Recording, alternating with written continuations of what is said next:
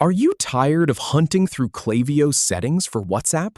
Connect your WhatsApp business number in under 3 minutes with this simple step-by-step guide. We'll cover 12 straightforward steps, from opening your profile to confirming your WhatsApp connection. Follow along and you'll be set up in minutes. First, click your profile. Then, go ahead and click on Settings. And now, click on the WhatsApp tab.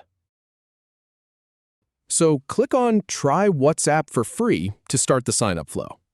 Click Yes, I currently use WhatsApp for business. Then, click on Continue to move forward.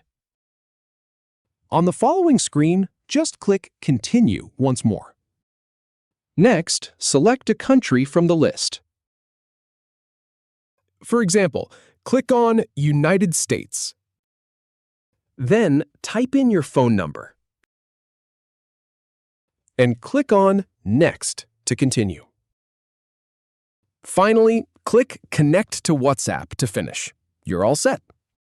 If you have any feedback or if any info is inaccurate, please leave a comment below.